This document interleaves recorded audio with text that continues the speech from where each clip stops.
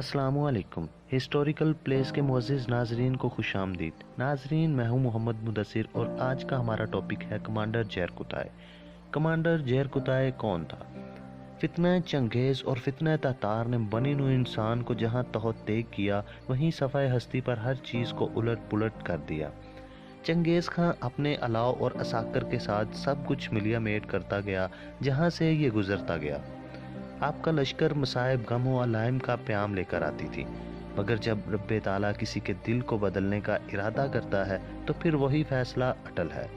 مثلاً چنگیز خان کے پوتے برقع خان کا دل بدل دیا، اور ایسے کئی نامور شخصیات ہیں جو وحشی منگول تھے مگر سب بدل کے رکھ دیا۔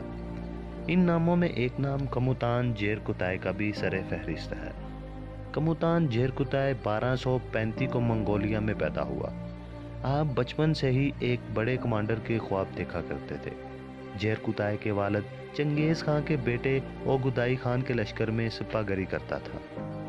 آپ کا والد صاحب منگولی افواج کو سپہ گری کی تربیت دیا کرتا تھا، مگر کچھ اختلافات کے ساتھ یہ بھی بتایا جاتا ہے کہ زیر قطائے کا والد چنگیز خان کے نواسے ہلاکو خان کے ماتحت تھا۔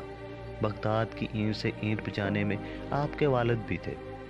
خیر، خلاصہ یہ کہ زیر قطائے بچپن سے ہی ایک ماہر عسکر تھا۔ آپ نے منگولی افواج کے ساتھ کئی جگہوں پر فتوحات بھی حاصل کی۔ کمانڈر نویان کی موت کے بعد منگول سلطنت نے اناتولیا اور کونیا کی طرف درہ اندازی کی۔ اس وقت درہ اندازی کی ذمہ داریاں کموتان بالگائے کو تفویض کی گئیں۔ آپ کو بالگائے کا دایاں ہاتھ سمجھا جاتا تھا۔ عثمان ترکوں کی بازنطینی شورشوں اور منگول شورشوں کے خلاف جدوجہد میں بالگائے کی ڈپلومیسی مشکلات سے بھی دوچار ہوا۔ بالگائے کی ناکام ڈپلومیسی اس کی موت کا پیام لے کر آئی۔ بالگائے کی موت کے بعد زیر قطائے واپس منگولیا فرار ہوا، مگر وہاں سے واپس عسکروں کے دستے میں آپ کو گیہتو خان کے پاس بھیج دیا گیا۔ گیہتو نے آپ کو اپنے بیٹے مونکے خان کے ساتھ بھرتی کیا، اور پھر وہاں یاولک ارسلان کے ساتھ گٹھ جوڑ وغیرہ وغیرہ آپ نے سیزن میں دیکھا ہوگا، یہاں بیان کرنے کی ضرورت نہیں ہے۔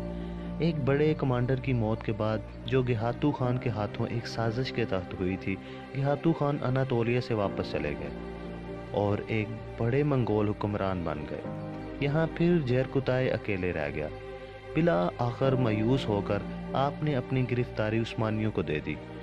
آپ نے سوچا تھا کہ گیہتو خان اس کو اناتولیا کی ذمہ داری سونپ دے گا، مگر ایسا نہ ہو سکا۔ کال کوٹری میں آپ کو قید کیا، لیکن آپ نے ہمیشہ معافی کی التجا کی۔ عثمان اول نے آپ کو ہمیشہ معاف کیا اور آپ کو واپس منگولیا جانے کی اجازت دی، اس شرط پہ کہ دوبارہ کسی قسم کی منگول شرنگیزیوں میں حصہ نہیں لے گا۔ اناتولیا سے نکل کر منگولیا کے راستے پہ نکلنے کے بعد آپ نے شاید خواب دیکھا ہوگا یا اپنی عسکریت پسندی کی زوال کی کہانی تھی کہ آپ واپس عثمانی ترکوں کے پاس لوٹ آئے اور اسلام ہی قبول کیا۔ آپ ایک جنگجو تھے، سو آپ جنگوں کے بغیر نہیں رہ سکتے تھے۔